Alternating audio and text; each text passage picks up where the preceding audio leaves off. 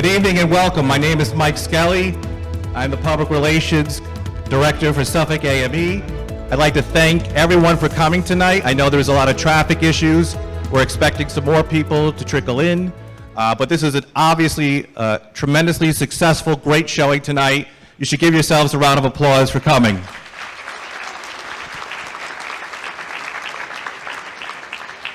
To the AME folks, we still have some seats reserved for you at the front, so feel free to come on in. We have seats reserved for you. This is going to be a great program tonight. It's the first, what we'll call annual Suffolk AME Schneps Candidate Forum, featuring the two leading candidates for Suffolk County Executive. I'm going to introduce Suffolk AME President Dan Levler, who will introduce tonight's moderator, Josh Schneps, and then our first candidate, Dave Calone, will take the stage. At this time, please join me in giving a very warm welcome to Suffolk AME President Daniel Levler.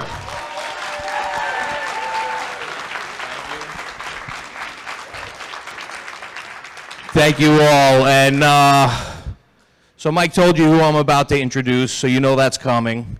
Real quick, I don't want to talk too much about the what we're doing tonight, but I want to talk about the why. And a few of you that are here, you've been involved politically with AME. You know what our screening process has been like and everything else. It's very exhaustive. We go through a lot of checks and balances. We want to ensure that these folks that are taking leadership roles are going to understand the issues the workforce faces when providing goods and services to the public. So the vision here really was to take and open this process up, or part of this process up, to anyone. And I see a bunch of AME members. I see a bunch of union members. Thank you, Suffolk PBA, joining us as well tonight. But we have a great turnout from the labor side of things. But the idea was to let anyone and everyone who wanted to see a little bit of what goes into this political process and making endorsements what it looks like. So tonight you'll see both candidates individually presented with the same set of questions and respond to, and you'll get some sense of where you might want to go in your decision when the time comes. And you'll hear, like everyone else in the world that'll listen to us, you'll hear who we're endorsing and why. So again, I want to thank you all for being here. Give yourselves a round of applause.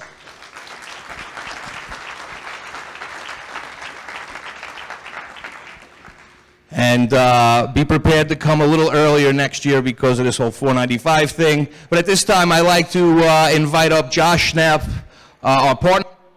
Really helped us out. And Josh, thank you. Thank you. And our first county executive candidate, Dave Calone. Thank you.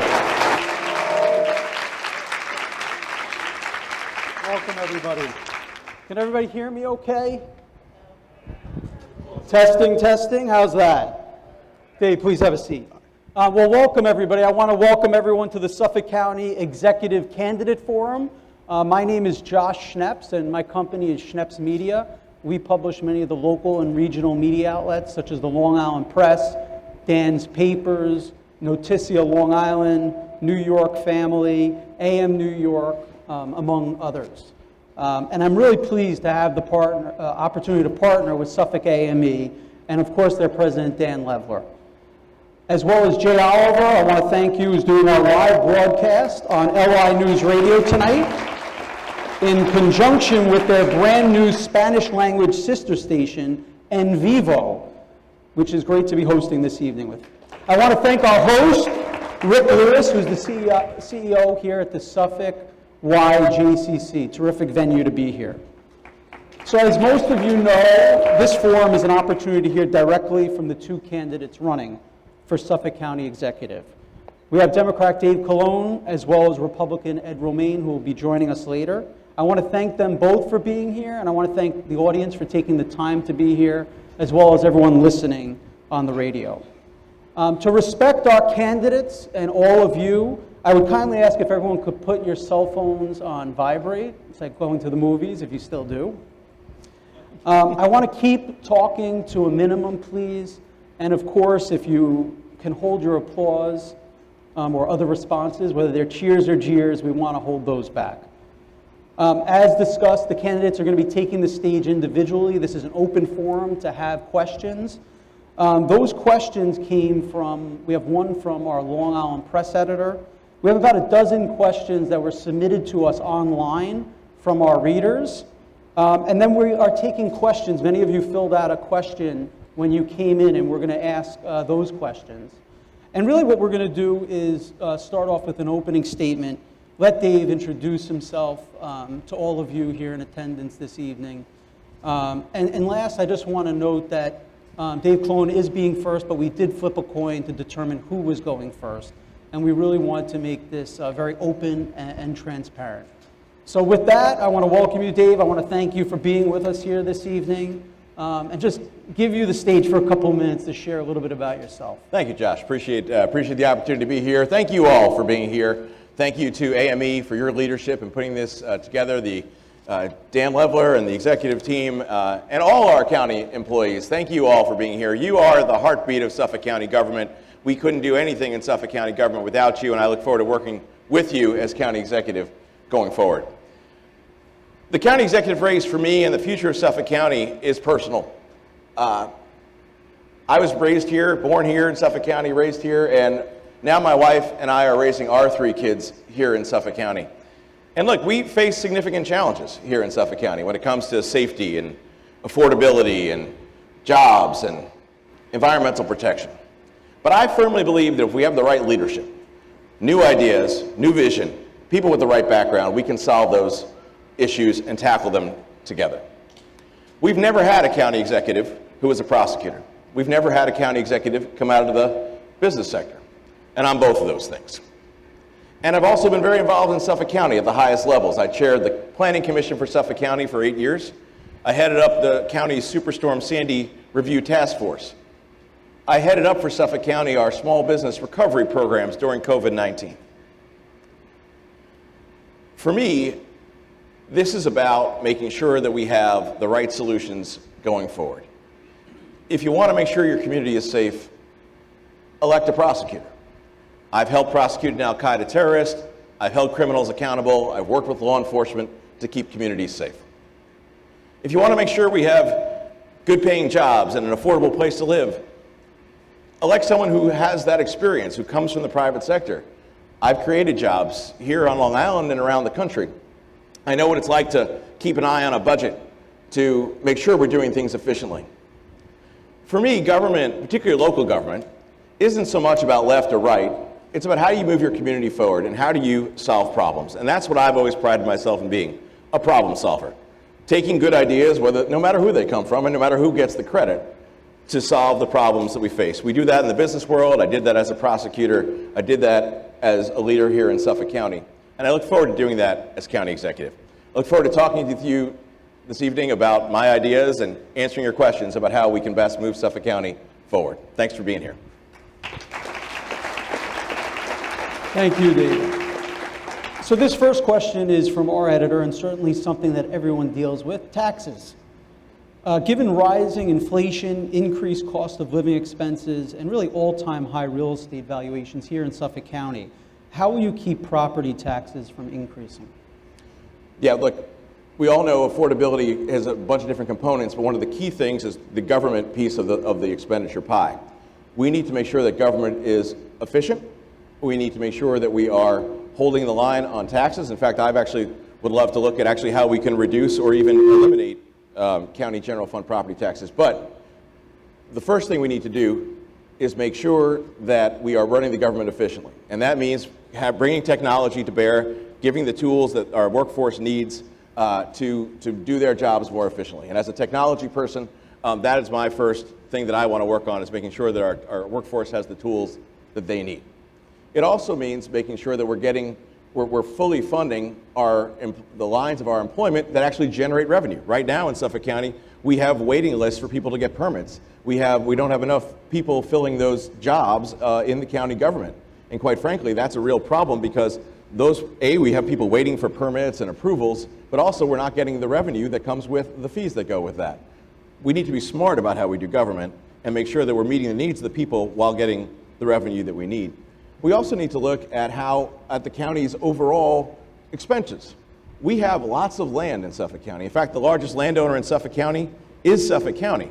We have all these buildings and all these offices. We need to relook at what we're using those offices for.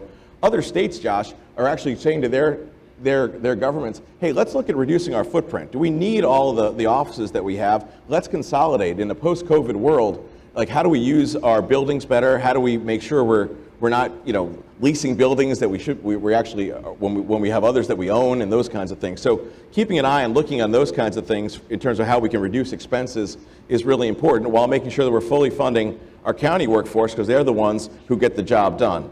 And last thing I'll say is, we need to look at what the government does. We need to relook. A new county executive has an opportunity to look, what does the government do that it maybe shouldn't be doing? What are the things that the government isn't doing that it should be doing? And I think there's a real opportunity to explore sort of Suffolk County government and figure out what are the things we need to do to tackle the issues that we need, and what are the things that we don't need to be doing as much anymore. So I think it's looking at keeping an eye on expenses, while also looking at ways we can try to get revenue in for the county through making sure we're working faster and better on permits and those kinds of things. And the last thing I'll say is this. The federal government has put together a tremendous amount of money for infrastructure, and the state government has put together a lot of money for infrastructure as well. We need to go after that money as a county. I've proposed putting together a grants office for Suffolk County. Right now, we don't have kind of a coordinated, organized way across the county of strategically going after that funding. That funding was put together, and for us to go tap into, if we don't go get our fair share, other places are going to get it. We need to make sure we have the resources here in Suffolk County and bring those home to our taxpayers. Thank you for that answer. As I mentioned, these next group of questions are coming from our readers that were sent in to us. This one is from Eric from Huntington Station. How do you feel about publicly funded elections, and will you make that a priority? So I'm supportive of making sure that people aren't limited in running by the size of their own wallet. And so I believe that we can actually, that publicly funded elections, if done the right way, can actually be a huge savings, because we're either going to have elections that are paid for by some of us through our campaign, all the campaign contributions that happen, or the influencers who try to have influence over this whole process, or we're going to have elections that are paid for by all of us through public financing. So I support coming up with a system that would allow us to, for folks who get small dollar donations, to have some kind of a matching system for that, because I believe that'll help take sort of the big money out of politics, and I think that skews the elections in ways that I think is inappropriate. For instance, people, give contributions because they want to make sure that they get certain things, and that costs us all money. That's sort of that corruption, in some ways that quiet corruption that exists here on Long Island, has existed for years. We need to move away from that, and one way to do it is by having the option of having some publicly funded elections. Thank you. This question is from Bill from Port Jefferson Station. The county has a problem hiring employees to staff agencies, and a large reason has to do with low salaries.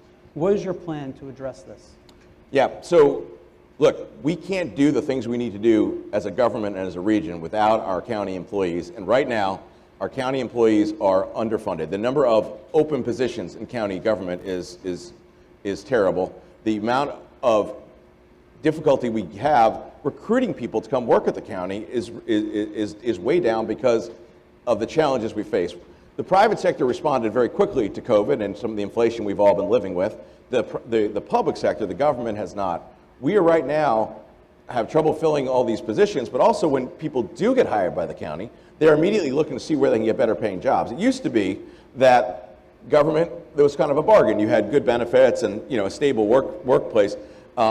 And that was part of the bargain. But the problem right now is we're not giving our employees the resources they need to be able to stay in their jobs or even take those jobs. And so that's why we have things like permit offices with not enough people being able to do the basic work. So that means we don't get those fees in from people applying, and most importantly, the people who are applying for permits don't get them done, and they have to wait forever and ever and ever to get approvals done. And that isn't the fault of the county employees. That's the fault of the fact that we don't have enough people in those positions because we can't hire them because they're taking other jobs that are better paying.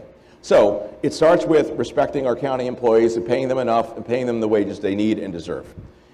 It then goes to making sure we are recruiting people and looking at different ways of bringing people into the system. For instance, we have apprenticeships in the building trades. I believe we should try to have apprenticeships actually for government, where people in college can maybe get a foothold into county government, see if they can see if they like the work and whether it's well paid, and then they know that if they're a good candidate, they can get that full-time job once they graduate. We also need to work on flexible work hours.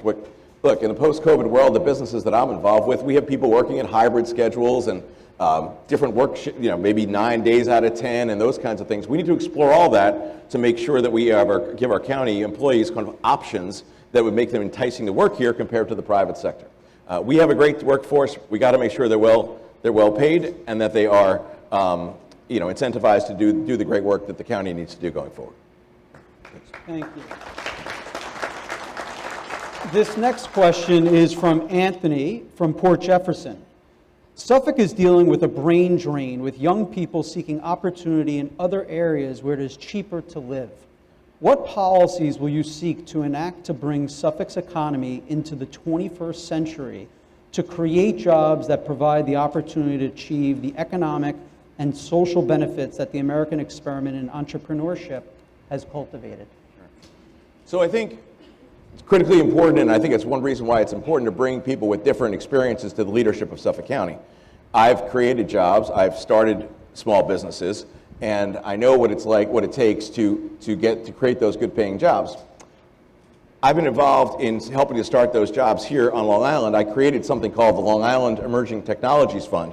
Technology is some of our best paying jobs, and yet we need to have more of those jobs here on Long Island. We have great research institutions, Cold Spring Harbor, Brookhaven National Lab, Stony Brook, but we weren't creating enough jobs out of those great research and science that was happening. In other words, the science wasn't leading to jobs. And so I created something called the Emerging Technologies Fund, the Long Island Emerging Technologies Fund, with the idea of getting more small businesses started out of our research laboratories. And we were able to get started 10 companies coming out of those research laboratories, some of them doing amazing things on cancer vaccines and all sorts of amazing stuff that's going to be, I think, world-changing. But most importantly, in the short term, it's creating jobs for Long Islanders. We need to do that and build that out much more broadly. I created a program to help veterans start their own small businesses. And the way that came about was, in the small businesses that I've been involved with, we saw that our veterans were often our hardest working, most technologically advanced employees. We said, yeah, we need more of these kinds of folks to start their own businesses to create jobs for themselves and others. But the problem we learned was that when people leave the military, they're given a class on how to write a resume, and they're brought to a job fair, but they're never sort of taught how they could start their own thing. And so we created something, myself and a couple of friends, created something called Patriot Boot Camp. And that was a program to help active duty service members, military veterans, and military spouses start their own small businesses. It's a 3-day program. We trained them how to do it. And we've now had over 1,000 people go through that program to help start their own small businesses. In fact, last year, DAV, which is the National Disabled American Veterans that some of you in the military community are familiar with, they came to us and said, we love what we're doing, we need to bring this nationwide. I was the national board chair for this organization, Patriot Boot Camp.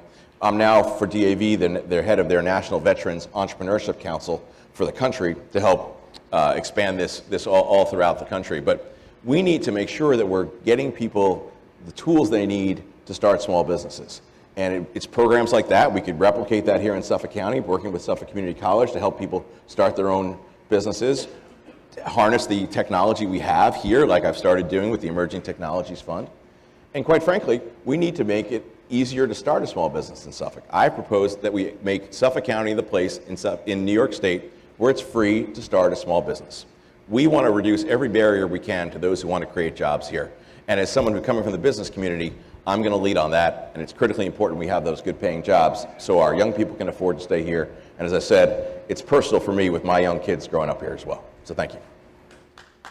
This next question is obviously a local issue, but something national as well, mental and behavioral health. And the question is from Janice, who's from Holbrook. As a county employee with the Health Services Department, I'm concerned about the mental behavioral health care needs of our local communities. What is your position on maintaining direct mental behavioral health care services within the county? Yeah, so obviously this is a critically important issue affecting all of us. We all know people who've been affected with mental health issues, the stresses that we've all lived through with the pandemic. Often addiction is sometimes tied in with that, not always, but obviously addiction often rides side by side with mental health issues. Again, something we've all had to deal with and lived with coming out of the coming through the pandemic in the last couple of years. The county plays a critical role. The County Health Services is our first line of defense when it comes to protecting our community and particularly our young people. So I am strongly in favor of that remaining a county program. And in fact, we have a huge opportunity here in Suffolk County because Suffolk County was the lead plaintiff in a lawsuit against the opioid companies. We have a tremendous amount of resources coming to our county, over about $100 million over 10 years, to go towards addiction-related protecting, recovery, rehab, and those kinds of things. That also has a mental health component where we can actually use some of those resources for mental health. And quite frankly, we need to be investing in the thing that's our most challenging aspect when it comes to treating mental health, and that's making sure we have enough counselors. So we need to work not only with our existing workforce, but we need to work with our community college and our private sector to create programs to get more people into the counseling track, to learn how to be counselors so that we can then have enough counselors. Right now, the wait for, if you want to get just to talk to a counselor right now, it's often months. And we all know, and there's been many situations where people, you can't wait a couple of months. And so we're putting people in difficult position. We need to do more in that position, more in that issue, particularly using some of the resources we're going to be getting over the next bunch of years. But it starts with making sure we have enough trained counselors to deal with the issue and making sure we have them working in Suffolk County. Thank you. Melanie from Riverhead asks, me and my husband receive letters from the county saying our data may have been compromised. We pay our taxes and expect that our personal information will be safe in the hands of the government. What is your plan to protect us from outside hackers as law-abiding people? Obviously, the hack that happened over a year ago now was a huge problem for our county, for citizens, as the woman was saying, with their own data. Obviously, totally hamstrung the ability to actually run the county for much of the last year. I think we need to, quite frankly, have people with a technology background in office. I have a technology background. I actually am a co-inventor on 19 patents related to internet technology and other technologies. And so I bring sort of experience in dealing with technology and cyber to Suffolk County. We need to, first and foremost, make sure that the county IT system is run in a unified way. In the past, we've had these silos, and that's kept us from having an integrated policy. We need all the county IT departments. This shouldn't be a Democrat issue or a Republican issue. This is a work-together issue to make sure we have the basic safety we need. The county has now been working towards that over the last few months. That's very important. The other thing we need to then do is make sure we have cyber insurance. So for all my companies, we have cyber insurance, particularly when I'm involved in the healthcare space, so we definitely have it in that. Costs about $25,000 a year for $1 million of coverage. It's cost Suffolk County multiple millions of dollars to deal with this. We need to have cyber insurance, not only because it helps us deal with any costs, but perhaps most importantly because the cyber insurance companies make sure that you're using best practices, because they don't want to, they don't want you to get breached. And so they're being vigilant and looking to make sure we have the best technology, the right processes to protect our IT system. So making sure we have insurance and are keeping up with things is really important. The second thing is we need to move our data to the cloud, and that's also been happening now over the last year, but we need to make sure that process continues. Cloud infrastructure allows 24/7 monitoring. The way these firewalls work is you have to install them, you have to configure them, and you have to monitor them. Well, look, that's three important pieces. If you don't have 24/7 monitoring, the attackers know when to go attack you. The Suffolk County breach happened in the middle of the night when people weren't paying attention, when they were understandably at home. So we need to make sure that we have 24/7 monitoring. That happens when you put things in the cloud and you have the right security sort of protocols in place. So those are the things that I would do. One, integrated IT system. Two, make sure we have cyber insurance. Three, make sure we have our data in the cloud. And then there's things you need to do, and the employees are really important to this, because I found in my experience with the different companies I've run is that often the the Trojan horse, they call them, or the phishing attacks. That's where you get those emails that say, oh, click here for something, right? We've all gotten them. That's how much of the malware, the bad stuff, comes into our system. So we got to make sure that our employees are trained on how to avoid those kinds of things and how to deal with those situations when they get those emails that could be harmful. So it's an ongoing process. It's a first requirement of government. It should be to keep our people safe and their data safe. So we got to tackle this going forward. But I'm confident with my background and the plan I just outlined, we can do that going forward. I think you touched on this next question a little bit, but I'll go ahead and ask it so you can elaborate a bit. This is from Carl in East Mauritius. I have businesses that do work through and for the county and face constant delays in permit approvals and payments from the county. The health department and DPW are high priority offices for my businesses. As the next potential county executive, how can you mitigate these delays? So it starts with making sure we have the personnel we need in each of those departments. Right now, many of them are short-staffed. We need to make sure we have the personnel there to do the work. We also need to make sure that they have the technology they need to do this faster. When I was chair of the Planning Commission for Suffolk County, I proposed something called SUP, S-U-P-P, and it was the Suffolk Unified Permitting Portal. And the idea behind it was that there would be one place where people would be able to put in an application, and it would be able to be reviewed by multiple departments within the county, but also the towns and villages who often have approval authority over different, depending upon what the application is, all at the same time. Instead of it going from one department and then going to another department and then over to the town for their comments and then back to the county, let's do this all together. And other places, when I proposed this a couple years ago, this was relatively new. This is not a new thing anymore. A lot of places are starting to do this. So there's ways we can use technology to make our permitting system faster. When the county doesn't pay its bills on time, it's just jacking up the cost. That's a short-term gain and a long-term loss. Because what happens is the vendors will build into their contracts the fact that the county isn't paying them on time. Because it's not fair to our county vendors to pay, let's say, their employees or pay their bills and then not get reimbursed by the county.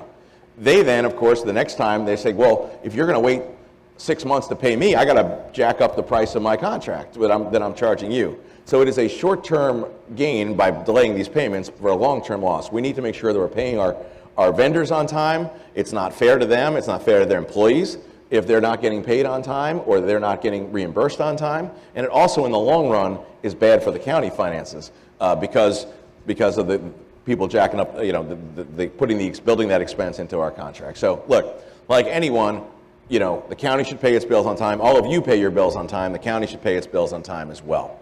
So it's making sure we're paying our bills on time, and there's no really excuse for us to do that. The county has the resources, and it's making sure we have, from a permitting process, from a county operations perspective, the technology we need to be more efficient. Thank you. This next question is from Donna in Farmingville. I have read in Newsday several times that not enough people are working in Suffolk social services, and I don't want to see another news story about children not being protected. Do you plan to make sure that there are enough people to take care of these kids? 100%. I say 100%. There's nothing more fundamental to the role of a government or a community in taking care of our kids and keeping them safe. The Valva case, yeah, that's right.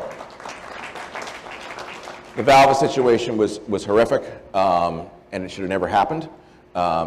We need to make sure that we have the staffing in the appropriate departments, CPS and others, that to make sure that that never happens again. That is my pledge. It will never happen again.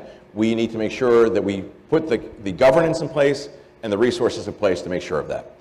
The staffing suggestion for CPS, for instance, is that we have 12 cases per caseworker. For about 20% of our caseworkers, they are over that number. And in times in the past, it's been even much higher than 20%. That is a management issue.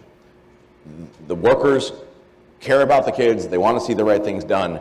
We need to make sure that they are not so overburdened with cases that they don't have the time and attention to devote the attention they deserves to each case. So we need to make sure we are having more caseworkers there, and we need to make sure we have the management processes in place to make sure that none of those caseworkers is overburdened in situations where, to avoid situations like we had most recently in the tragic situation of Mr. Valva. Still on the topic of children here, Julia from East Patchogue. Why do I see so many police officers walking kids to school? Do you plan to have crossing guards do that? Police should be doing police work, and crossing guards should be helping children cross streets.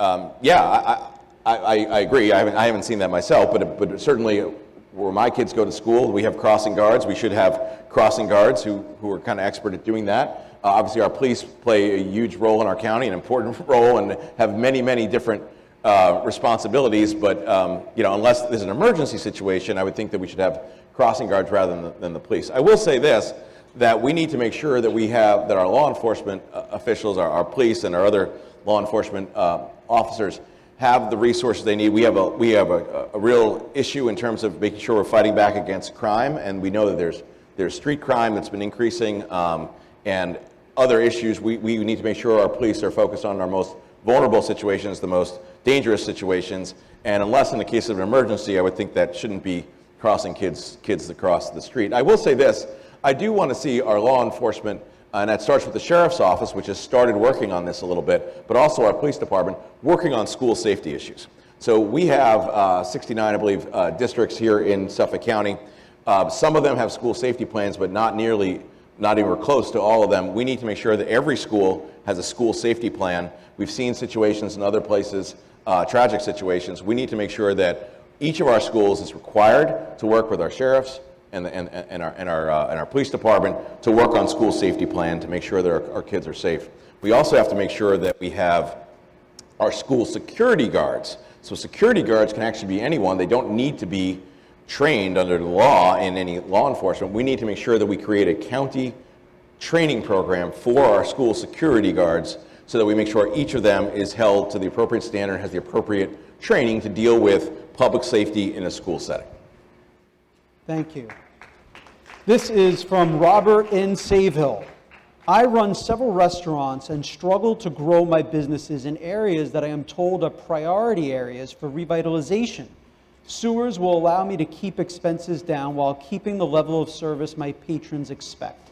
What is your plan to increase sewer access to downtowns?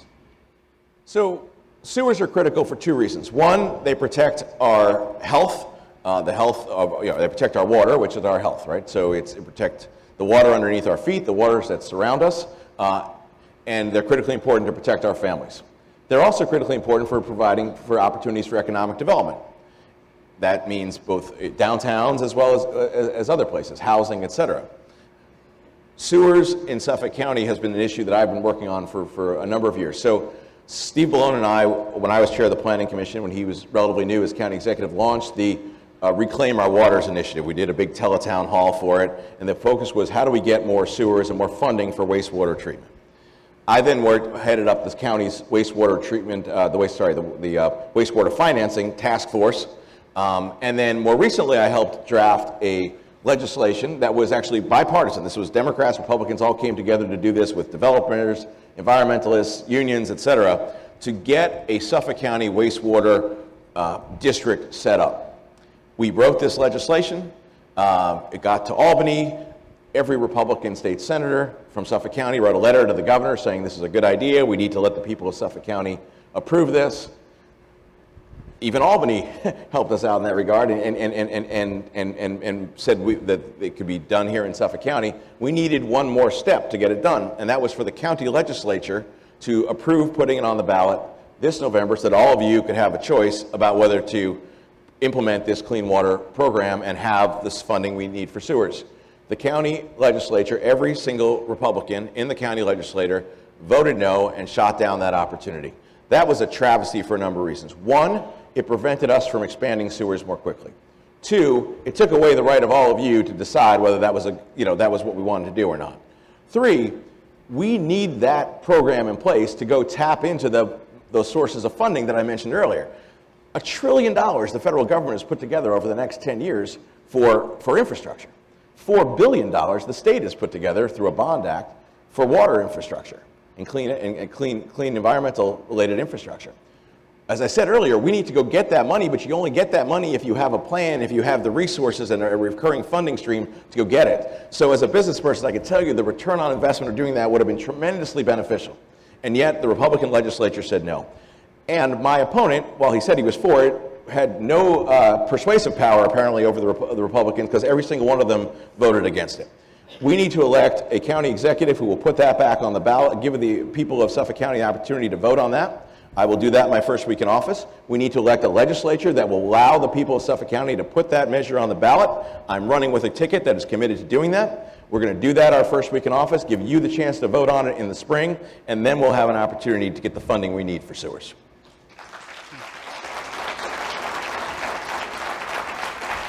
This next topic is certainly in the news and something that people are calling a crisis. It's from Charles in Islip. If elected, would you authorize the use of county funds and resources to build and maintain migrant shelters? No, I wouldn't. Suffolk County is, under Steve Calone, not a sanctuary county. Under my leadership, it will not be a sanctuary county. We need to address the problem. The problem needs to be addressed, quite frankly, where the problem is, which is at our border. The federal government has to get its act together and figure out a way to protect our border and to solve that issue. And that's true of the administration. That's also true of the Congress. We have Republican members of the Congress from Suffolk County who need to be doing more to solve that issue where it's occurring. We also need to make sure that we have these buses coming from these Republican governors in the border states are busing people to New York City. And we also have a problem because New York City has this shelter law that will provide shelter to people. That's a unique only place in the country where that's happening. These are the places where the problems are. It's our border, it's people busing people up from the border, and it's New York City that has this shelter law. They've made promises they can't keep. It's not Suffolk County's responsibility. It shouldn't be the responsibility of Suffolk County taxpayers. I certainly empathize with those who are here legally and fleeing from tragedies in Ukraine and Latin America and other places. But this is the federal government's responsibility. It shouldn't be put on the taxpayers of Suffolk County. And quite frankly, we don't have the ability to deal with that issue. We, quite frankly, need to do more to help the homeless who already are here in Suffolk County. We don't have the capacity or the bandwidth to be supporting those who are coming from elsewhere, particularly when they're being drawn here by New York City's policies that they need to figure out. This is going to be the last of the questions that were sent in to us, and then we're going to go to some questions that all of you had participated in filling out. And this one is from Evelyn from Bayshore. Nassau County paid their employees hazard pay, which I believe was in their contract. Would you approve it for Suffolk County employees? Well, I'm not exactly sure the details there, but I mean, look, obviously we have people in the county workforce who work in hazardous situations every day. Those folks need to, and it starts with our law enforcement professionals, our police, corrections, sheriffs, et cetera. They all, deserve to be paid well because they are frequently in hazardous situations. The rest of our county workforce, some of them are also in those situations, and when that's the case, I'm happy to talk if that's something that Nassau is doing and Suffolk isn't. I'm happy to talk with the leadership of AME and when we negotiate the contract to figure out who is appropriately in that category. But I will reserve judgment to understand better what they're doing in Nassau County before I commit to doing it here in Suffolk County. But rest assured that I firmly believe that, as I said at the beginning, that our county workforce is the heartbeat of Suffolk County. That's true for all of our 10,000 employees, and those who are putting themselves in hazardous situations to protect the rest of us deserve to be compensated appropriately. So I'm going to move on now to take some questions that you filled out. I want to thank people for participating. Obviously, we couldn't get to all of them. If you don't mind, don't be shy. I'm going to call your name and where you're from, if you don't mind standing, so that way everyone can feel comfortable that they are from the audience. This one is from Cameron from Melville. Hello, Cameron. What is your plan for affordable housing? And he's asking to be specific. All right, Cameron, this is for you. So affordable housing is probably the number one issue that gets mentioned to me as I travel around Suffolk County when it comes to people trying to figure out how they and their families can afford to live here. But it's also true of our small businesses. Our businesses don't have enough employees because they know that that their employees are leaving because they can't afford to live here, or they have to get so much in pay that the businesses can't afford it in order for their employees to be able to get the housing they need. So a couple things. I've been working on this issue for a number of years. As chair of the Planning Commission for Suffolk County, I put together the first housing summit. And our goal there was to bring together the municipalities, this is a couple years ago, to come together, share ideas on how we can boost housing. I organized that, I emceed it, and we got some good progress, pointing out just to many of the municipalities what other places are doing well. We then, focused as from the County Planning Commission perspective on making it easier to approve housing, which I think is a critical important piece of this, which is taking the county kind of role from a regulatory perspective and stepping back. We also created something called the Suffolk County Land Bank, and what that does is it takes houses that are foreclosed on from a tax perspective, the county gets those houses, and we created this land bank to then allow not-for-profits to take those houses and then sort of sell them for a lower price. And so that's a really important program we have. It only has about 60 houses a year go through that program, so it's not the solution, but it is a meaningful program we put together. But going forward, here's what I think we should do. I've called for the Suffolk County Planning Commission, the Suffolk County Planning Department staff to look across all of Suffolk County and identify the places where we already have the infrastructure we need to create housing. So that means the roads, the water, wastewater are already there. And some of those could be redevelopments, right? Shopping centers that are already, or already have all those things. And then work with the towns and villages to identify those places that already have the infrastructure and that both the county and the town or village want to identify as a housing priority area. Once we have a housing priority area, we want to work with developers to get housing in there as fast as possible. That means doing a couple of things. One, it means making sure that the county health department quickly reviews their application. So the county health department now sees applications in the order they come in. What I want to do is create basically a separate pile for housing and put them at the top if a developer proposes something in a housing development priority area. We then need to provide financing, if necessary, for developers to make sure that they can get that done. Work with the towns and villages to get that done. I'm involved in a number of projects elsewhere in the country where we're renovating malls and making it into housing. Sometimes they need financing to make that happen. Sometimes it's easy, sometimes that's not. The other thing I think we need to do from a county perspective is, I said earlier, the largest landowner in Suffolk County is Suffolk County. The county has office buildings that may be able to be repurposed. We have land that may be able to be used, particularly around our community colleges. I'm involved in the private sector in a project in Florida. What they're doing in Florida, in this one particular county, is they're using all that sea of parking around their community college, and the county is contributing in that land, and they're saying to the developer, you can build workforce housing, apartments, those kinds of things, geared towards young people, not always young people, but because we're contributing in the land, when you build those apartments, you need to then rent them for half the cost. So we need to use those kinds of innovative ideas that are happening elsewhere and bring them here to Suffolk County, and I'm committed to doing exactly that. Thanks, Cameron. I hope I get the pronunciation of the last name correct. Donna Talamo from Shirley. Are you with us, Donna? There she is. What was her first name? Donna. The political climate is very divisive. What are you going to do to bring the parties together for the overall good of the county? So, the thing that I think is most important about local government is that it isn't about left or right. It's about how do you solve the problems that affect everyday folks. We got to not get dragged into sort of that national stuff, the stuff that's happening in Washington or Albany, and focus on what matters to people here at home. And I believe that's what excited me, honestly, about running for county executive, because I believe that as someone who cares about solving problems, this is a place where we can come together to solve problems. And I've done that when I was involved in Suffolk County. So, for instance, we didn't have a strategic plan for Suffolk County. And as chair of the Planning Commission, I said, we really should have a strategic plan about where we're going as a county. What are our big picture goals, and how are we going to work towards reaching them? So the County Planning Commission worked to put together a strategic plan for the county. We worked with the county legislature, and we got that plan adopted. It's called Suffolk 2035, and you look it up online. It's on the county website, Suffolk 2035, and we got that adopted by the county legislature 18-0. All the Republicans voted for it, all the Democrats voted for it. Why? Because we just worked together to identify what our challenges were and how we're going to go solve them. I'm eager to go work on implementing that plan as county executive, so we can work on a strategic plan and work on that together. Another thing I did by working together is, in kind of common sense government, is I helped cut red tape in Suffolk County. And in fact, we were nationally recognized for the effort that I led. We won the National Association of Counties Achievement Award for Suffolk County for an effort that I led to cut red tape.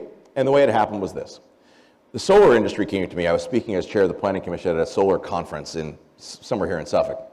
And it was around that time when solar became more and more of a thing. There were these incentives about 10 years ago that came out, and people started putting more and more solar on their roofs. Well, every town and every village, it didn't matter if they were Democratic run or Republican run, came up with their own process for how you permit solar panels. And some had required 4 different forms in triplicate, others required fees, others required surveys, some did, some didn't. The industry came to me when I was speaking at the conference, and they said, the government here is killing our industry because you all have different rules, you all have different process. Whether I go from one town to another, one village to another, totally different process for how I get approval to put solar panels on the roofs. I said, well, that's not acceptable. Let's bring everyone together. And we brought all 10 towns together, and most of our 32 villages as well. Democrat, Republican, it didn't matter. We said, here's the problem. Let's work to solve it. And we did. We came up with one process that every town and virtually every village adopted. All they had to do was take the 2-page form and put their own logo on top, and it was the same in every single town and village. And what that did was it totally streamlined the solar industry. In fact, we then won that National Association of Counties Award for Suffolk County for cutting that red tape and working together to streamline things. And it got written up in some government magazines, and I got a call from the counties outside of Chicago, and they said, we're having a conference on cutting red tape in government. Would you come and speak to us in Chicago about this? Which I did. I went to Chicago and I spoke at the conference, but I started it by saying, I guarantee you folks here in Chicago, I'm the only person ever who has come from Long Island to teach you how to cut red tape. But look, that's what we need to do. We need to identify these common sense sort of solutions and bring people together, irrespective of party, to solve them. Thank you. This next question is from Ana Maria Gonzalez. Ana Maria, are you here? All right. Since Long Island has a fast-growing Hispanic population, how do you plan on serving this community and other diverse communities throughout Long Island, including your own team and staff around you? Yeah. Look, Suffolk County, is a melting pot. We have wonderful communities of all different colors, creeds, ethnicities, et cetera. We are all in this together, and I believe strongly that we are better as a county, and we can only fulfill our potential as a county when we take advantage of the God-given abilities of all of our people. And there are definitely communities in Suffolk County where we haven't taken advantage of those abilities. We haven't given them sort of the resources and support they need to thrive. And so our Latino community and other communities need to be a part of our future and our destiny in terms of job creation, in terms of protecting those communities from a safety perspective, an environmental perspective, et cetera. So it starts with making sure that we bring in people at the highest county levels who look like our county. And we need to make sure we're tapping into all our communities. So I'm going to go to all of the communities and ask who we should be bringing in to the leadership of Suffolk County. We also have this Office of Minority Affairs in Suffolk County, which seems like a name out of the 1950s, because quite frankly, our different communities, our minority communities as a whole are actually going to be the majority communities here in Suffolk County probably in the next decade or two. We are mosaic, and that is should be reflected in how we actually name things in the county. So instead of calling it the Office of Minority Affairs, I want to call it the Office of Diverse Communities, because that better reflects who we are and the contributions of the different communities. But then it involves making sure that we're being intentional about investing in communities and making sure that we are uplifting places that haven't always been uplifted. So that means making investments. I'm working with some folks in the private sector, advising them on how we can create an investment fund to help invest in minority communities here in Suffolk County, and making sure that those places that don't always get the financial resources, their small businesses don't get access. And one of the things I want to do to make sure that the county plays a key role in that is I want to create a Suffolk County Small Business Success Center. So right now, I've started a bunch of small businesses. Some of them are grown up to be big businesses. Big businesses hire people to do all sorts of things. Small businesses are the ones that struggle to survive and to deal with their sort of bureaucracy and how you just run a business. You may start a pizza place because you love pizza and making pizza, but then you have to deal with all the business aspects that go around that. Suffolk County does not have a place where people can turn to, where small businesses can turn to get their questions answered about basic things as it goes to business. How do I start my business? How do I get this permit? How do I get financing? What should I do in terms of marketing? How do I hire people? All those kinds of things are basic questions that every small business has. Doesn't matter what business you have. We need to have a resource that's provided by Suffolk County to help them. And we're going to put one. I want to have one in Hopauger, the county center, but I want to actually have one person in each of the county legislative offices. So in every community, all 18 of our county legislative offices, who is a resource person for our small businesses in each of those communities, because we are only going to survive and thrive as an economy if our small businesses survive and thrive. 80 to 90% of our jobs in Suffolk County are driven by our small businesses. We need to be on their side, and we need to be on their side in every community, including the Latino community and all the others. Thanks. Dave, I want to thank you for going through quite a few questions with us, giving people an opportunity to let them know where you stand on topics. I'd really love to just use the last few minutes for you to share with the audience here and everyone listening on the radio what you want them to really remember leaving this evening. So thank you all for being here and taking the time, and thanks for those at home for taking the time to be with us, and thank you to our radio partners for helping really get the word out, because I think it's critically important that the people of Suffolk County understand that we have a choice in elections. Elections are about choices. I bring a different perspective, a different vision for Suffolk County. As I said, we've never had someone from the private sector. We've never had someone who's a prosecutor, and I believe that having that background to tackle the issues that are affecting us right now, right here, is critically important. With all due respect to other folks in this race, I think we've had enough with people who've been career politicians. I think that's true at every level. I think we need to have people with new ideas, new energy, new vision, and new backgrounds to move ourselves forward, to move our region forward, and to help solve our problems. And look, I'm someone who believes strongly that we need to hold the line on things like spending and be creative about ways of using the county resources to make sure we have our workers have the right resources, to make sure we're tackling the problems. My opponents raise taxes every year for the last 8 years. I think we got to get away from that mentality. I think we got to say, look, this is an expensive place to live. We need to make sure that we're holding the line. That doesn't mean cutting back from doing what we need to do. It doesn't mean cutting back from our workers who are critical to our future. It means looking at our assets. What properties do we have that we don't need anymore? What are the revenues we can get by having a grants office? Well, how do we support our small businesses so we're growing the economic pie, where all of us are contributing to our economic success and the governmental role that the county plays? So for me, this is about the future of Suffolk County. As I said, this is personal to me. I have 3 school-age kids. I want them to be able to stay here. I want them to be able to know that there's jobs here and that they can afford to live here. There's nothing more important. They need to know that this is a safe place, and this is a place that we need them to be part of the future. And the only way they're going to be part of the future, my kids, all of your kids, our grandkids, et cetera, is if we make sure that they are safe here, that we make sure that they have good paying jobs here, and we make sure that this is an affordable place. And as I said at the beginning, you want to make sure we have safety. Elect someone who has been in law enforcement, who will work with law enforcement to keep our communities safe. You want to make sure we have good paying jobs and an affordable place. Elect someone who comes from the private sector who's for the last 15 years worked on buildings, companies here on Long Island and around the country. We have a tremendous opportunity. We only get a chance to elect a new county executive every decade or so, right? Steve Ballone's been in office for 12 years, and I'm honored to work with him. I think he's done a great job.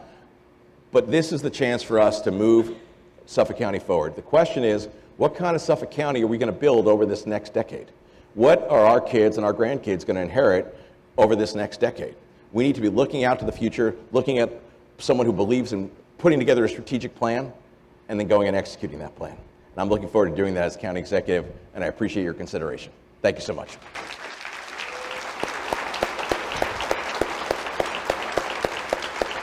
I want to thank you, Dave. Thank you so much for being here, sharing your time with us. I hope everyone got to learn a little something about him and what he stands for. We are going to be bringing on the next candidate very shortly. So I just ask everyone to be patient for a couple of minutes. And thank you again for being here. It's a pleasure. Thank you so much. Great conversation. Thank you all. Thank you again, Mike, and thank you, Josh. This has been tremendous tonight. No more speeches from me. I just want to introduce Ed Romaine, who is the supervisor for the town of Brookhaven and candidate for Suffolk County Executive. Welcome now.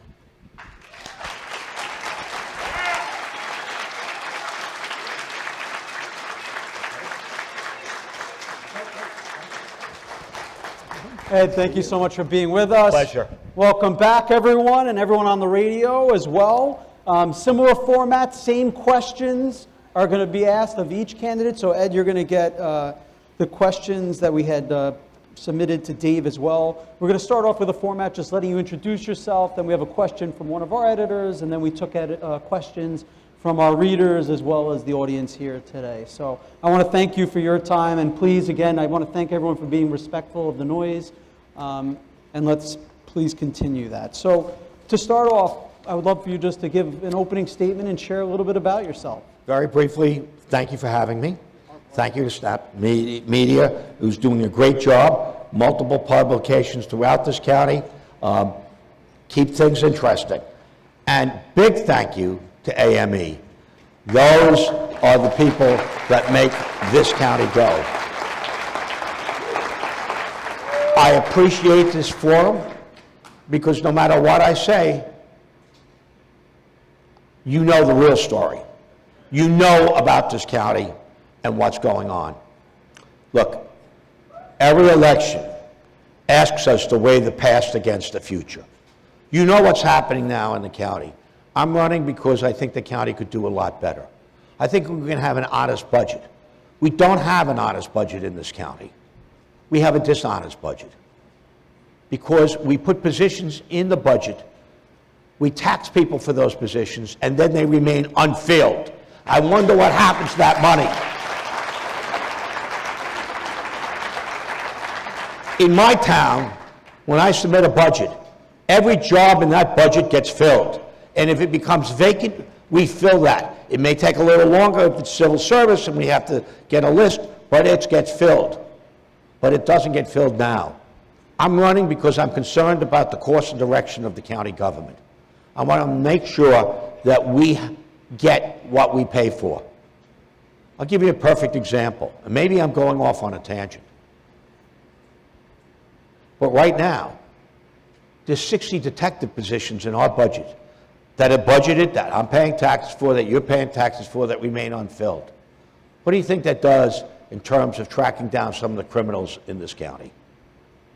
So yes, I'm running because I believe we need a change. I need a change in the course and direction of this county. And that's what that's about. And in this campaign, I am going to ask voters to weigh the past against the future, because this election is, in the final analysis, about the future of this county and the course and direction in which we're going in, and about the people that work for this county. Thank you. The first question is in regards to taxes. Given rising inflation, increased cost of living expenses, and all-time high real estate valuations, how will you keep property taxes from increasing? Keeping property taxes from increasing is something I've done in Brookhaven town. My opponent would like it to be zero, but I realize that's unrealistic. My goal is to keep taxes under the tax cap, which is now 2%, but it's years that they've been less than that.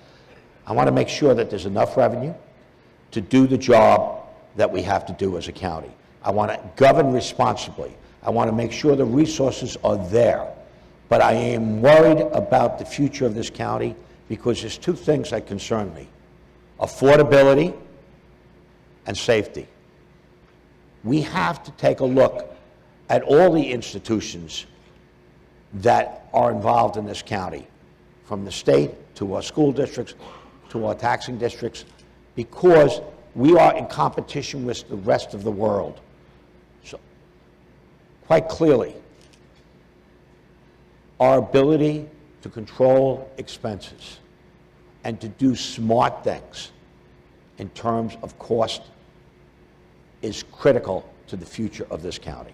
And that involves every level of government, including school districts. Thank you. As I mentioned, we took questions from our readers, and could be some of the people in attendance or those that RSVP'd for tonight's event. This first question is from Eric from Huntington Station. How do you feel about publicly funded elections, and will you make that a priority? Well, that's a great question. My opponent has already loaned his campaign $1 million. I don't have $1 million to loan my campaign. I don't have that.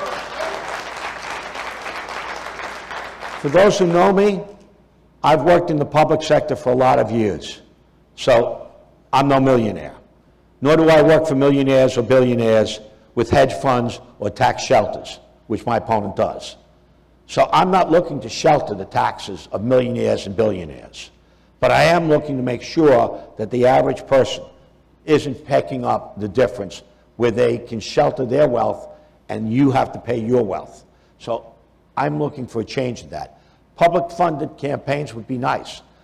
I'm sure my opponent would say that too, except when you can give yourself $1 million, when you can take money from out of state, from Colorado, from California, from other places, where most of my donations come from people who live in Suffolk County. You have to question that. Clearly, money in a campaign should not be the determining factor. In a campaign, the most important thing is the ideas that the candidates bring to that campaign. There is nothing more powerful than an idea whose time has come. And we have to talk in this campaign about the ideas that will drive this county to the future, to make sure that we're all safe, to make sure that our county is affordable, to deal with some of the traffic issues. I don't have to tell you about traffic.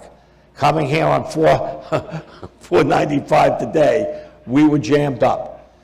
But you look and you know that we're not doing enough to address some of our transportation issues, some of our other issues. The future is ours if we are capable of addressing our problems and talking to the issue. Money should not drive campaigns. I'd be happy to see campaigns without money, providing we could have enough public forums and people like Jay Oliver, who is on that radio today, to give us opportunities to talk about these issues. Because that's what's important at the end of the day. What is important is to get to understand the differences in the messages of the county. And there is a huge difference on some of the major issues that are confronting this county between myself and my opponent, and I hope I have an opportunity to discuss some of those differences. This next question is from Bill from Port Jefferson Station. The county has a problem hiring employees to staff agencies, and a large reason has to do with low salaries. What is your plan to address this? Retaining employees and getting new employees is critical. Paying competitive wages is critical. That's a subject for negotiations. And I see Dan Leveler and some of his team in the front there. They're some of the best negotiators out there, and I know we'll be having a lot of discussions because this is a year, 2024, where every county contract is up. And we're going to have to talk about that and talk about having adequate wages. I'm concerned because we want the best and the brightest in our county government. And to do that, we have to be competitive with the private sector. We also live in a strange time. 2, 3, 4 years ago, inflation was 1-2%. Now it's 6, 7, 8%. People can't afford to take jobs. I'll give you a perfect example. One of the things I'm a great believer in is we have to redevelop parts of Long Island. We maybe not need new development, but we have to redevelop. One of the big redevelopments in my town was the Sears at Smith Haven Mall. That became a redevelopment for Stony Brook Hospital. And essentially, if you go into that building, it's a hospital without beds. You can get every type of diagnostic test known to God there. They did a marvelous job. And I was talking with the president of the hospital, and he said, you know, Ed, we can get people to come. They look at the salary. Other parts of the country, it looks real great. They get here. Then they find out what the cost of living is, what the price of a house is. And they say, wow, we've got to be more inventive. You know what I said to him? I said, I'll tell you what, the Pennies is vacant. I'll convert that to housing.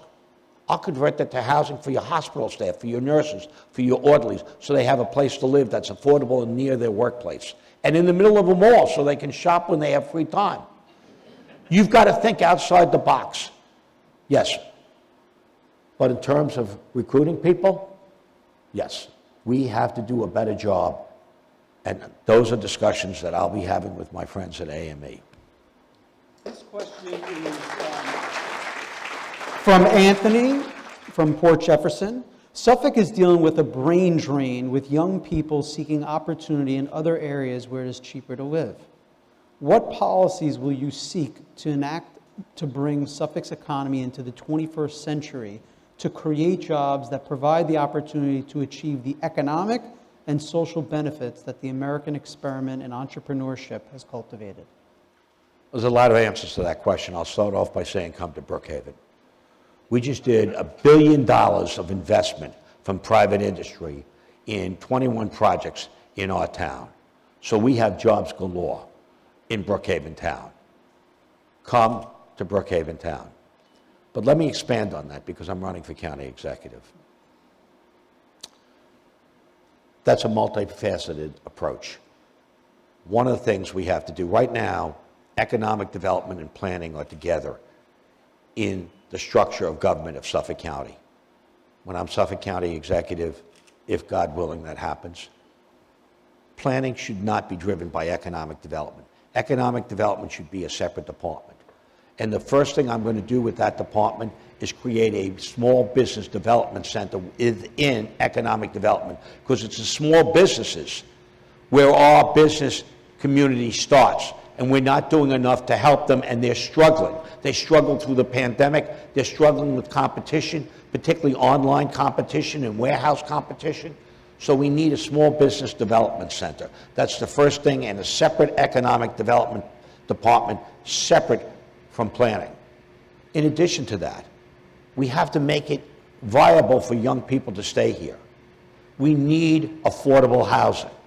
How do we get it? Well, first of all, builders, and this is no offense to builders because I love them, they do great jobs, but builders build unaffordable housing. That's how they make money.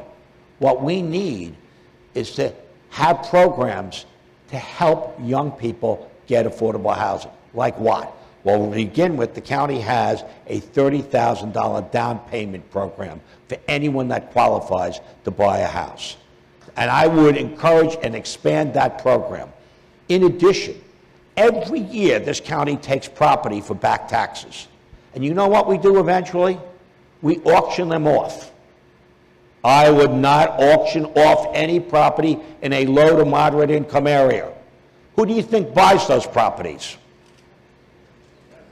What I would do is the county doesn't have housing powers, but villages and towns do. I would turn those houses over to Habitat for Humanity and other housing agencies so that low and moderate income people can actually have home ownership. And I know that may be difficult for my opponent, because when he was the planning chairman for this county, he came out against any more construction of single-family homes. I don't agree with that. And what I would like to do is take these properties, you get anywhere from 30 to 70 homes a year or pieces of property that you could actually work with housing groups to create affordable housing. There's a whole host of other things that we can do as a county to promote affordable housing, including mortgage write-downs and things of that nature. I am going to be looking to do that because who lives in these houses? There are firemen, there are emergency responders, they're the workers in our shops. If we don't provide an opportunity for them, we will lose our future. And this campaign is about the future. Where are we going to be 5 years from now, 10 years from now, 20 years from now? I want people to say Suffolk is the place to be. I know New York is not the most competitive state. And I know we're attached to New York, although some people have said we should be our own state. I think I said that a couple of years ago. And there's a lot of reasons for that. But unless we start working and distinguish ourselves from the rest of the state and have programs where we can help small businesses, where we can grow large businesses, where we can work with Stony Brook, Cold Spring Harbor, the lab, and take those inventions and bring them into the private sector and develop those industries, we're going to lose the future. And that's what this campaign, and this is what should be on our mind every day. Ed, let me move on to the next question so we have enough time to be able to get through them all. No problem. This question is from Janice in Holbrook. As a county employee with the Health Services Department, I'm concerned about the mental behavioral health care needs of our local communities. What is your position on maintaining direct mental behavioral health care services within the county? We have 2 counselors that work full-time for Brookhaven Town. Not normally a town responsibility. Mental health is critical. We just came through one of the most difficult periods in this country's history with this pandemic. And yet, talk to the people in the health department. Is anyone here from the health department? Any? Yeah, we have a few. Ask them how they're getting staffed. Ask them how they address mental health. We need to do more with mental health. And if you don't think we need to do more, start walking some of the streets of our downtown. We have a lot of people out there that are homeless, that have issues, need help, counseling. They have some type of addiction, alcohol, drugs, or mental health issues, and they need help. If we don't help them, if we don't provide the services to them, what are we saying about this county? Where is our compassion? The one thing every government should be is compassionate.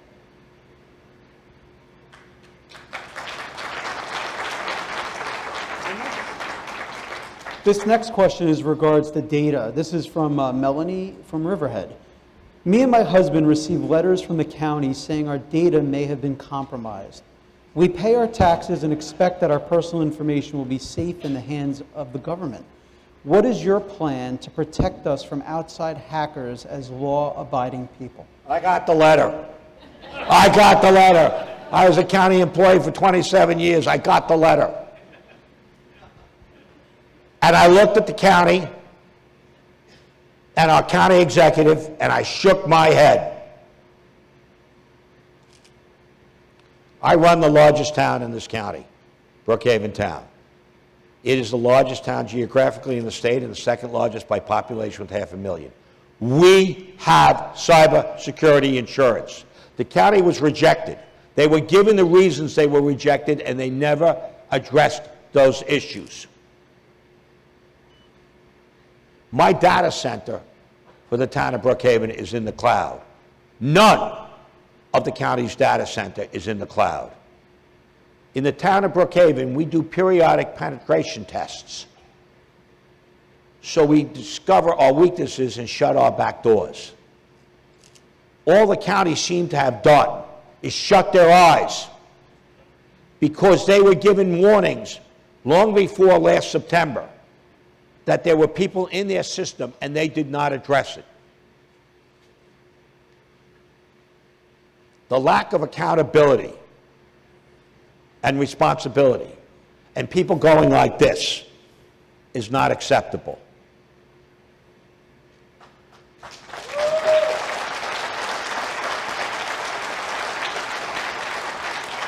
It's just not acceptable. And I've got to tell you, we are going to have to deal with the fallout if any of these people, including myself, and I've already had someone try to create accounts in my name, and I had to track that down and do things of this nature. But when you don't do your job, there are consequences. And we cannot allow that to happen. There has to be a degree of accountability. You don't have to be an IT genius. You just have to have the basics. And I'm not a tech, my opponent might have said he knows technology backwards and forwards, as he knows so many other things. But I've got to tell you, that's basic government, protecting your IT systems. And obviously, and if you think it's over, it ain't over. I served 16 years as county clerk. Ask your title companies or your abstract companies if they can go online and do a title search. We had to cancel. We do zombie houses in my town. I've knocked down 400 zombie houses because I care about neighborhoods. And I know a zombie house will take away the value of all the houses on that street. We had 4 resolutions up yesterday at our town board meeting to take down zombie houses that we had to table because we couldn't get a list pendants out of the county clerk's office. Not the county clerk's fault, the hack's fault. So that hack is still affecting parts of county government. That's the first thing that I'm going to address. If we don't have a proper IT system that's operating, that can protect us and protect our data, we have failed in our mission. So I will address that day one.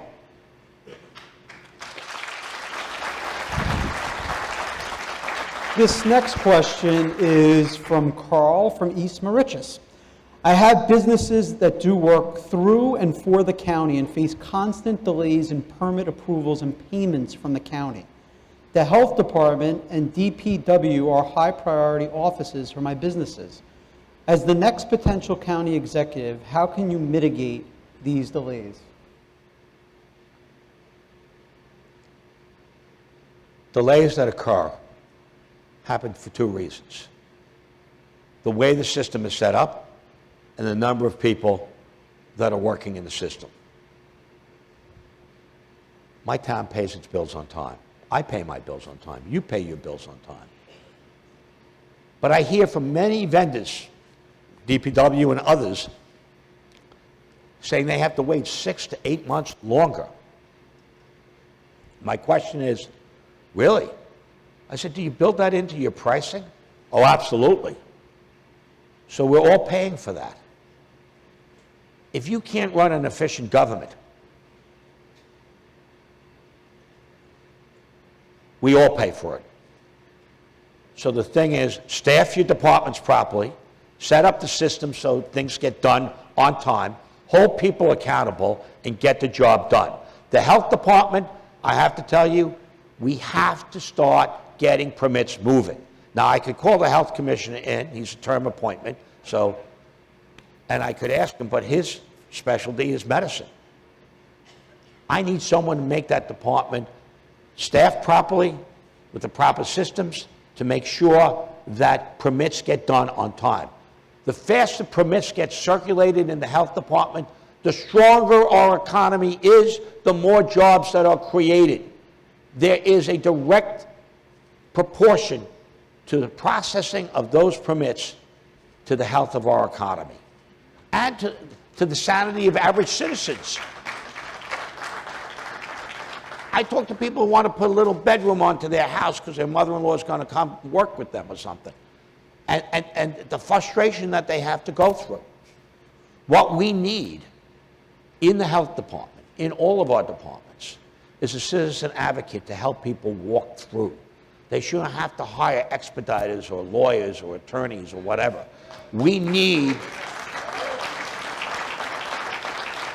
a user-friendly government where every department has a citizen's advocate or someone designated that's knowledgeable enough to say, hey, look, this is what you have to, here's the form you have to fill out.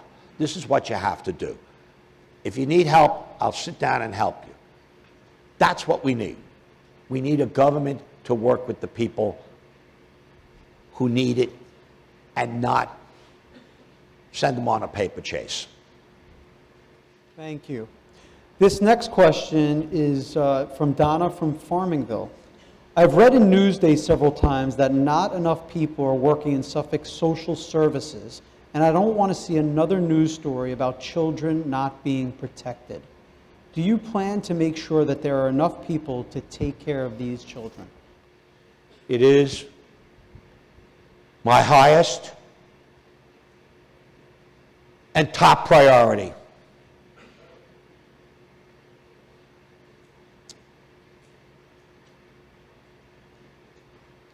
I have 3 grandchildren. My oldest grandchildren 4 years ago sat in 3rd grade class in East Moriches School. The young man next to him was murdered by his father.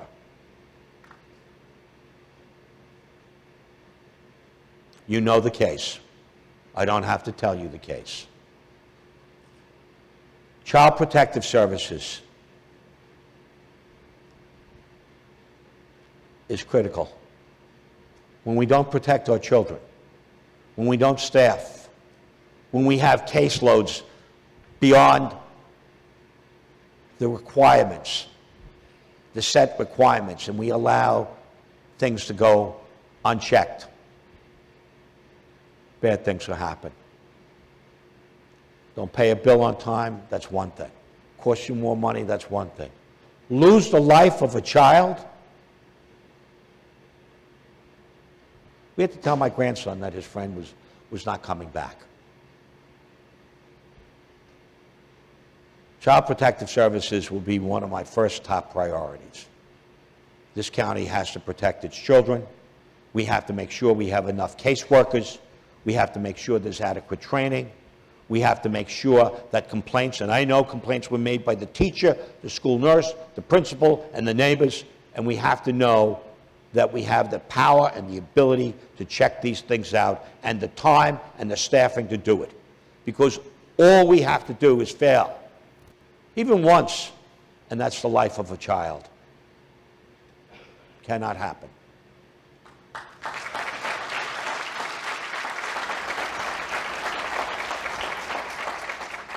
Julia from East Patchogue asks, why do I see so many police officers walking kids to school? Do you plan to have crossing guards do that? Police should be doing police work, and crossing guards should help children cross streets. Well, Julia, I absolutely agree with you. I don't see that many police, at least in my neighborhood, walking kids to school. But I do think that our school crossing guards are crucial.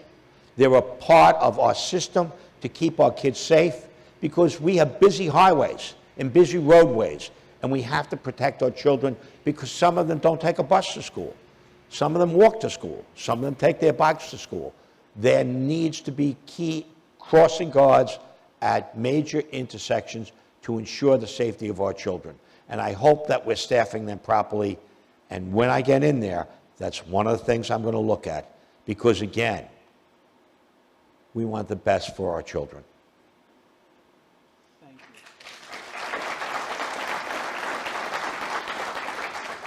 you. Roberts from Sayville.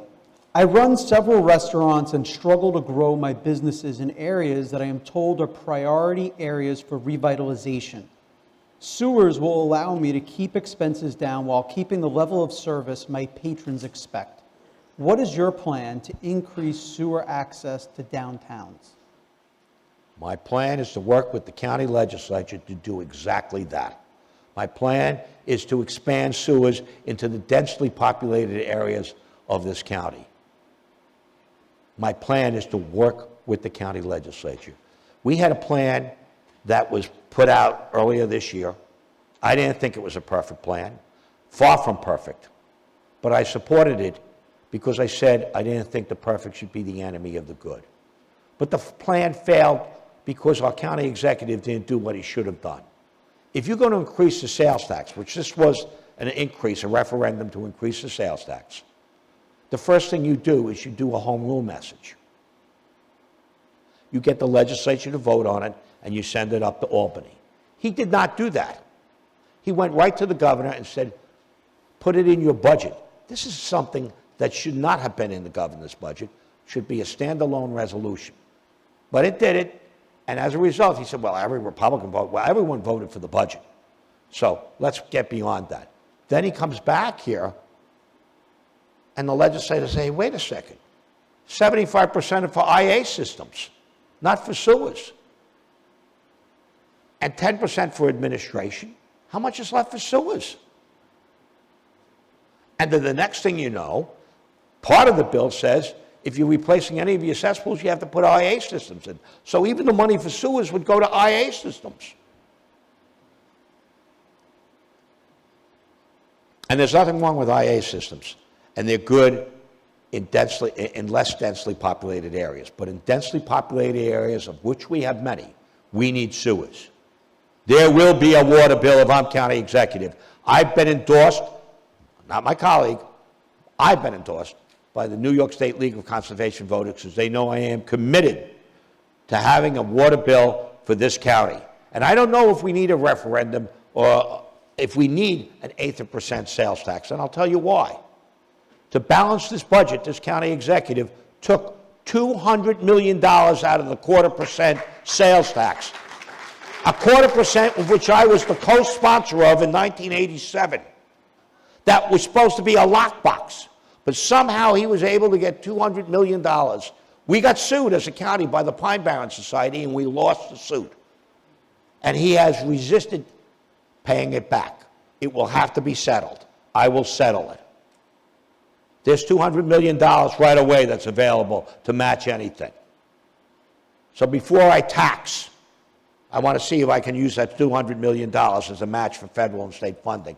And I am a huge supporter of infrastructure funding. President Biden, not my party, but I supported his infrastructure bill because it's the right thing for this country. Governor Hochul, not my party, I supported the Environmental Bond Act.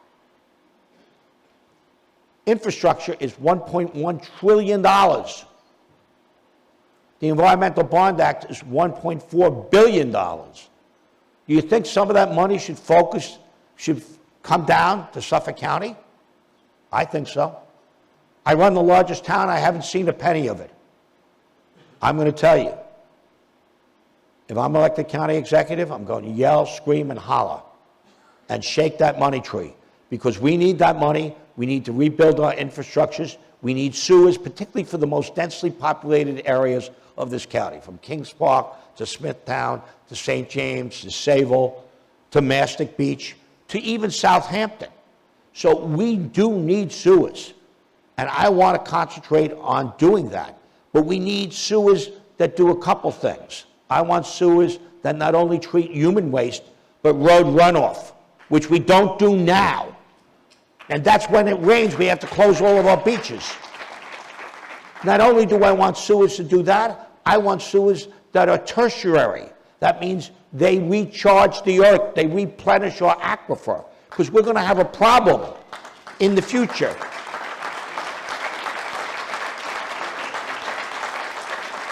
Not only with water quality, but water quantity.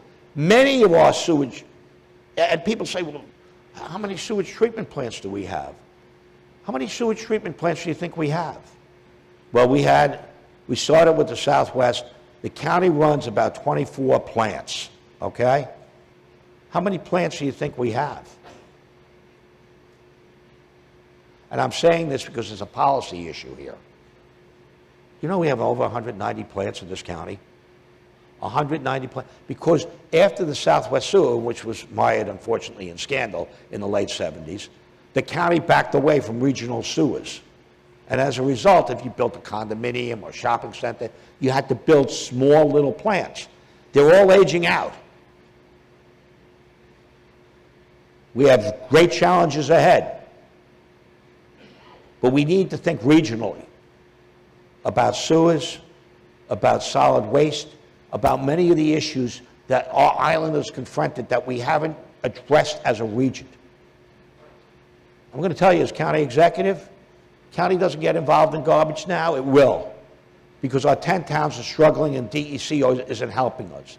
We need a regional solid waste plan. We need a regional plan for sewers. We need a regional plan for transportation. We see it failing. I represent a town that has 3 train lines that cross my town: the Montauk line, the Main line, and the Port Jeff line. They all run on diesel. Where's the investment from the MTA in Long Island? We've been shortchanged for too long. We need an advocate to speak for the future of this island. You can quote all the facts you want, but I'm going to be yelling and screaming and hollering because I know that this island can do better than it's doing now. And I want to lead that charge. I want to create a better future.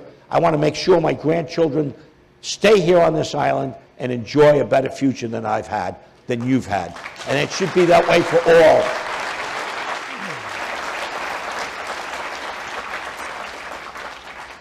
This next question comes from Charles from Iceland.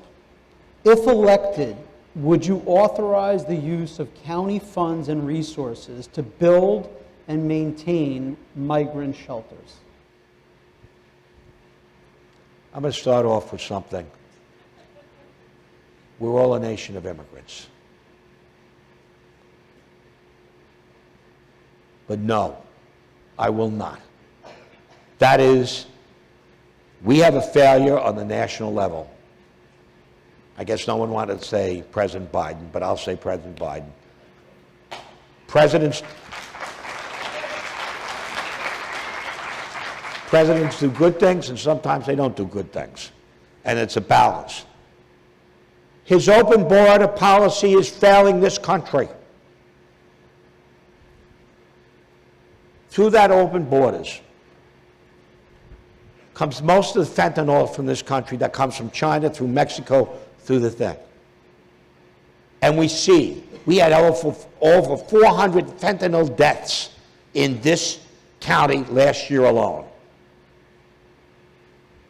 We had more people die from fentanyl in this country than died in the Vietnam War last year alone. We have people coming into this country that are unvetted, unvaccinated. We have human trafficking. We have drug smuggling. We need to protect our borders. Now we have a crisis because the southern states, the border states, got tired, and many of them said, let's send many of them to the sanctuary city. We have over 100,000 in the city. What does that mean? Well, this September, we had about 25,000 new students in the New York City school system that don't speak English. Do you know what the burden is on that school district, on the city school district? We have people that we can provide housing for. We in Suffolk cannot be a sanctuary county. That policy we cannot afford.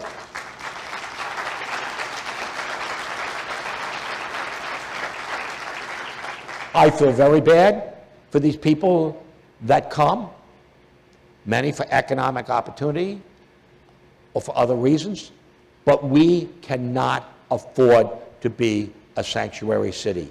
Even the mayor of the city of New York is saying it's breaking the back of the city.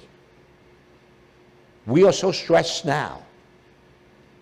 And the one thing I understand is that all issues of government are issues of money. How you spend it, how you allocate it, what you do with it. I want to reinvest it in the people of Suffolk County. I want to reinvest it here. I don't think we have the ability to support a tent city in Suffolk County, at Cabreski, or Kings Park, or Pilgrim State, or Stony Brook University, or anywhere else. So no, I would oppose that. I would urge the governor, I would urge the mayor of New York City, don't do that. I would urge our president, please, please tighten our security at the border. Please end the open border policy. We cannot, as a nation, continue that. This is the last question from those submitted to us online. and it comes from Evelyn from Bayshore. Nassau County paid their employees hazard pay, which I believe was in their contract. Would you approve it for Suffolk County employees? If it's not in our contract, that's a question for negotiations. That's why we elect union guys, because they're good at what they do. They know how to negotiate. So we'll see if it is or isn't, or it's a give and take. But that's a contractual obligation that has to be negotiated. We just don't give that away, just like they don't give away things. We don't give away things. We do a little back and forth, and we come up, hopefully, with a fair contract that works. But I will tell you, more important than hazard pay is health care.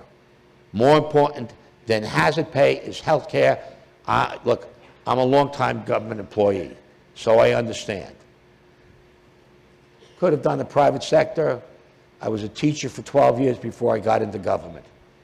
A lot of people come to government, they have great skills, but they come because they say, one, it's a stable job, more or less.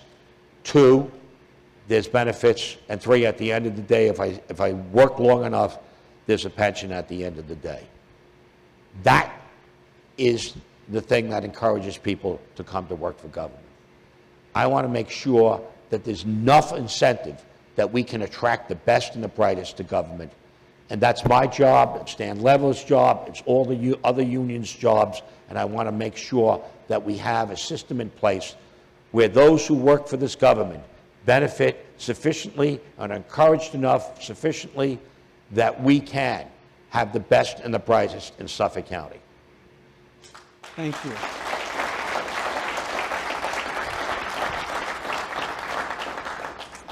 So we polled questions from people as they were coming in, and I'm going to ask you the same three that were asked previously, and we asked each one of them to raise their hand so we knew they were actually here from the audience. This first one, you had actually touched on this subject, but I want to give you the opportunity to elaborate on it. It's from Cameron from Huntington. If you're still here, Cameron, you can wave hello there. Hi, Cameron. What is your plan for affordable housing? And I'll state this again because he stated it. Can you please be specific? Yeah, I'll be as specific as I possibly can be. My plan for affordable housing is to work with the state government, the federal government, our towns, because counties don't have housing powers under the state constitution. Only towns and villages do. So work with them to encourage affordable housing. Housing that we've built a lot of affordable housing in Brookhaven, and we're building more, by the way, in Brookhaven town. But not only multifamily housing, but single-family housing. I think I talked about that, about the auctions, about taking some of the stuff off the auction block and transferring that property to housing groups such as Long Island Housing Partnership, Habitat for Humanity, and other housing groups that can build affordable housing or take over houses that are run down. The other thing I would work with is banks. We're very aggressive in our town of zombie houses. We get complaints. The recession of 2008, 2009 left a lot of houses vacant. Towns haven't addressed that to the extent that my town has. I came in and I look at a house that a bank, people had walked away from. It had gone in foreclosure. The bank walked away. They had a servicing agent. We couldn't get in touch with them. The property looked terrible. It was falling apart. And it became structurally unsound. And I would talk to the people and say, what's going on? They said, you know, see that house? That just cost me about $20,000, $30,000, because when I go to sell my house, I'll get less money because that house is next door. We set up a program to take down zombie houses. What I'd like to do is talk to these banks and say, we're going to tear this house down. How about transferring it to us instead and taking a tax loss, and we'll allow it to be homesteaded out so that people can come in and fix up this house rather than us tearing it down. We've torn down 400 zombie houses in Brookhaven town since I've become supervisor, because I think our town can look better and should look better. But how much better would it be if these banks would work with us and say, you know what? We've lost on this house. Why don't you take it over? And then we go to young families and say, let's have a homesteading program. Remember the homestead program? The old history teacher will come out at me. It's 1862, Abraham Lincoln. And if you could go and get your 100 acres or something out west, if you'd homesteaded and lived there for a number of years. Well, we could do the same thing with some of these bank houses that are foreclosed, some of these ruined houses. We can do that. We just need the initiative to do that. So yes, I am committed to affordable housing because the future of Suffolk County depends on making sure young people have a place to live that's decent, safe, and affordable.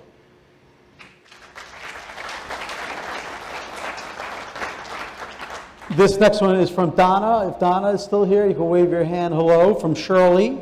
Hey, Donna. The political climate is very divisive. It is. What are you going to do to bring the parties together for the overall good of the county? Same thing I've done in the town of Brookhaven. The town of Brookhaven was an extremely contentious town.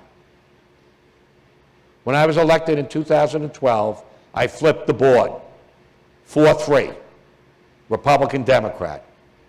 After I became supervisor, you would not know there was a split in that town. We work as a unit. The controversy went away, the unity came out, we worked together. And it's so much easier on the local level because it isn't about ideological. They asked me, what's your ideological bent? I said, pragmatism, doing what works. I work with Democrats and Republicans on my board, and I intend to do the same thing in the county legislature. I look at the 18 legislators, and they're diverse. Some people would say a little difficult to work with. I don't think so. I think I could work with all 18. They're my partners. They're your partners. Because together, with the county executive, the legislature governs this county. But I don't see the cooperation that I should be seeing. I'm going to take to heart the fact that each of those legislators, and I know as county executive, there's things I can help them with, there's a lot of things they can help me with. I'm going to be working as a team. They're my team. You're going to put me in. You're all my coach. Coach, put me in, because I will try to win the game for you. You're my coach. They're my players. I have to work with them if I'm going to have success. I have to plan. And the first thing we're going to do, there's so many firsts. I could talk with Child Protective Services, I could talk about social services, I could talk about the health department. But the very first is to work on the water and the sewer so we can have economic growth and development, so we can create jobs, so we can build an economy that we can be proud of, so our kids can stay here, so there's economic opportunity. Sewers are the way. I think the approach that was taken for the original water bill was misguided. I think it should have concentrated more on sewers and less on IA systems. I supported it nevertheless because something is better than nothing. But let's get the right bill done. Let's get this water done. Let's protect our groundwater. Let's make sure we have a better sewer system. Let's do the things that we have to do as a county. We have one opportunity. We compete with the rest of the world. We've got to be sharper than them. We've got to be better than them. And right now, I don't see that. I didn't see it with IT. I didn't see it with the way they staff. We have a dishonest budget in this county. And I'll say that again. You don't put jobs in a budget, tax people for them, and then don't fill the jobs. I just mentioned the detectives, but it's true in every department of this county. That's not right. Just put the jobs in that you're actually going to fill. Do the things that you're supposed to do. We're in a time where we're going to face a lot of challenges. I'm not running for this job because it's easy. This job's going to be a headache. It's going to be a nightmare. But you know what? I'm at the end.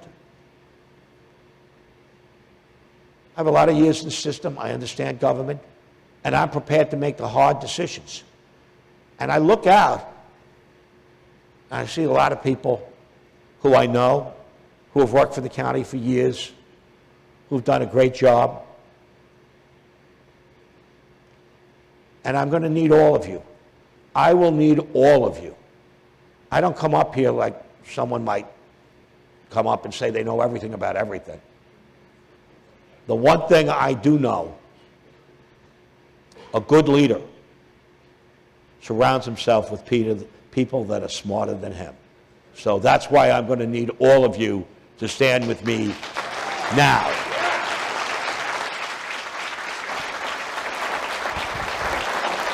So we have one more question from the audience, which was made by Ana Maria Gonzalez. I believe if you're still here, you're on the left side over here by the stage. And her question is in regards to diversity. Since Long Island has a fast-growing Hispanic population, I wanted to know what you will do to serve the diverse communities and how you'll staff your team around you. First thing I'm going to do, we have this country of ours. Do you know what the motto of the United States is in Latin? E pluribus unum. From many, one. We are a country of great diversity. This is a county that is becoming more diverse by the day. We have one of the fastest growing populations, the Muslim population. One of the biggest ethnic populations is the Hispanic population. They don't have, the Hispanic population doesn't. We will have an office within the county executive that will deal with the South Asian population and the Hispanic population and other significant populations in this county. Because we have to make sure that these populations are incorporated, feel part of the American experience, a part of the American dream, and unless we have people in government to work with these populations, we will fail in our test of our motto, from many, one. Our job is to bring together all the diversities, to treat all Americans, regardless of race, religion, color, ethnicity, as equals, and to show the respect that should be given. So yes, we will have an office of Hispanic Affairs, we will have an office of South Asian population, because these are two large populations that are growing in Suffolk County. In my town, to give you an example, we have 9 mosques. In my town, we have large Hispanic populations. In Patchogue, in Massac Shirley, in this county, in Brentwood, in Central Islip, in South Huntington, in Riverhead. So if we don't reach out to these, if we don't have services available in their languages, if we don't bring them in, if we aren't inclusive, we fail to build a better county and a better country. So I am going to work with our diverse populations. I am going to go and seek them out, because that is part of my job if I am elected as county executive. And I say if. Every election summons voters to weigh the past against the future. I think I've talked about some of the things I'd like to do in the future.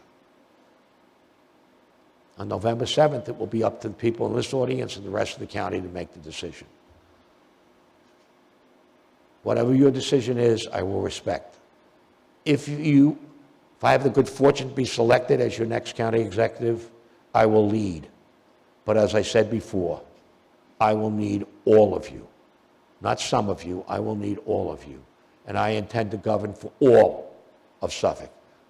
Not just for this group or that group, but for all groups. And I intend to reach out as often as I can to bring people together.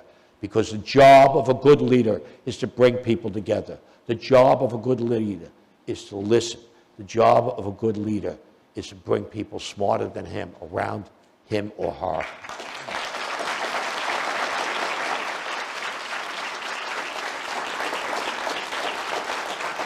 Ed, I want to thank you for answering our questions. I feel like maybe that was like a closing statement at the end of that answer there. But I want to give you a few more minutes. You have it, a few more minutes. And maybe I don't want to get on my soapbox. I think I made it close and say, you know where I'm coming from.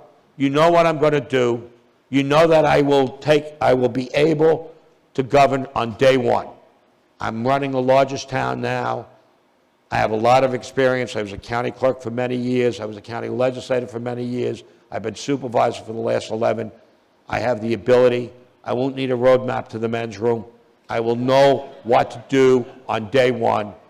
And yes, in saying that, I'm not saying I know everything. I know someone probably before me knew everything. I don't. And I'm going to learn along the way. And we have challenges ahead. And it will not be easy. And I'm sure I'll make mistakes. But what you will get is someone that will never give up trying. I will always fight. I will always work. I will always show up, just like I do in the town of Brookhaven, for the residents that I so appreciate have given me the opportunity. If you give me this opportunity, you know I will be there for you. And again, every election asks you to weigh the past against the future. And that's what this election is about. Thank you. God bless you. Look forward. Thank you, Ed. Pleasure. I want to thank the audience, the live audience. I want to thank our audience listening on the radio.